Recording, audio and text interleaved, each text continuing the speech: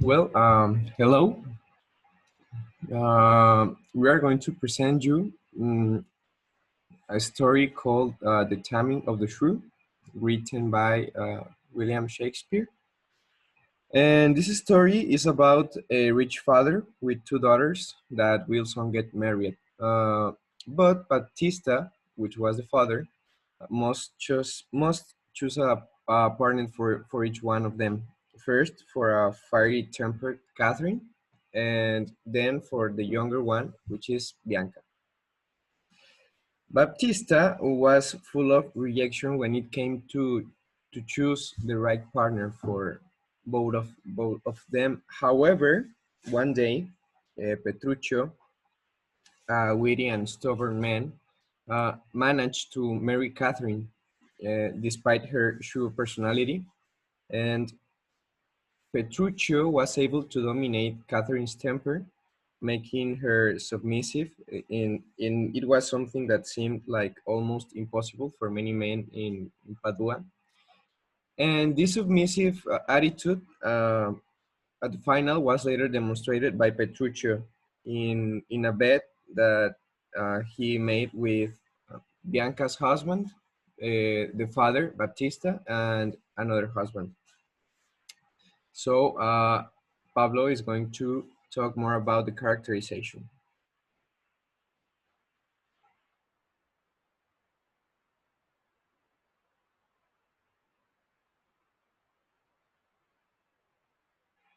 You are muted.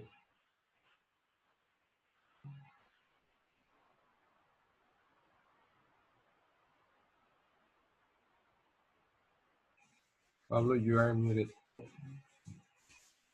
Sorry. So first we have the father, Baptista.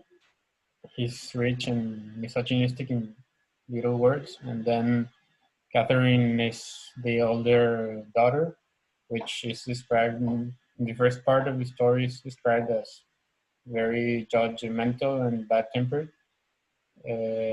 There's these examples of her bad temper.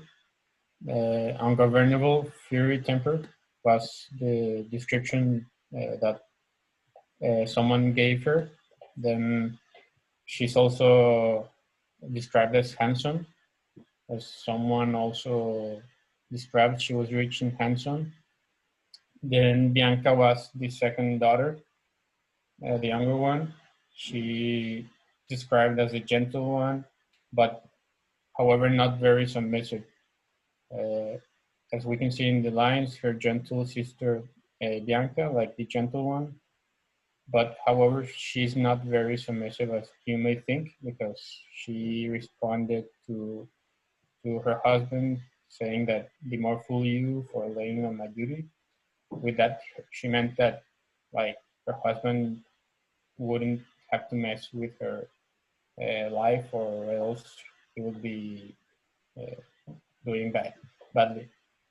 Then Petruchio is the witty character of the story. He's obviously very misogynistic.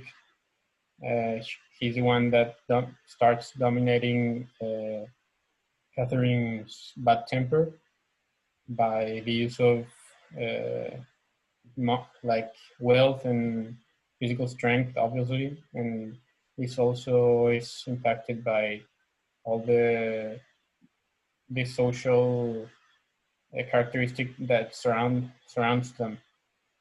So next we will talk about the literary element.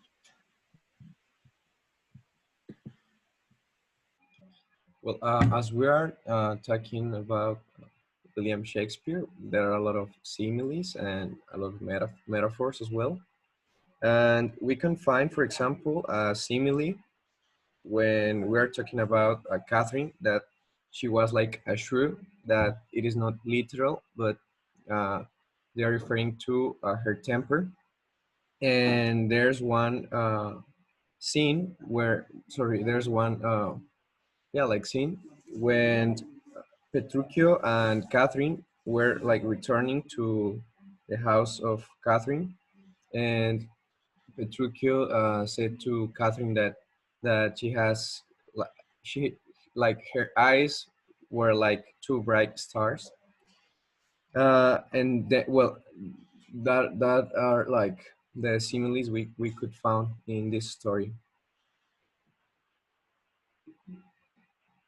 Uh, then what I found in the story's ironic element is that Catherine firstly seemed very uncontrollable, like very hard to be submissive to someone. But at the end, Uchuku managed to do that with what I have mentioned, strength and wealth, and obviously the surroundings of the place and time where they were.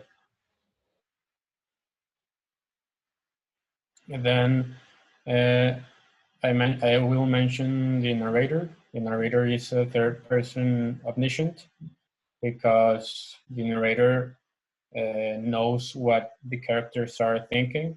Like Baptista, there's a scene where Baptista is judging Petruchio as not very serious in terms of marrying Catherine, and that evidence of the narrator is very clear.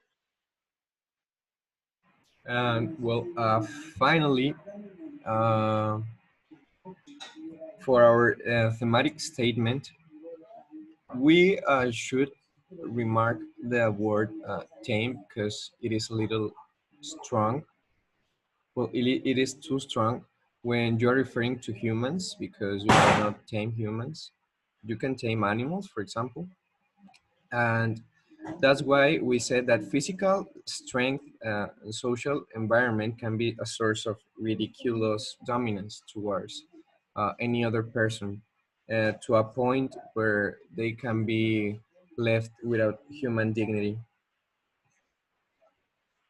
Okay, and finally, uh, talking more about the cultural aspect, this story was located in Padua, Italy, uh, by 1950.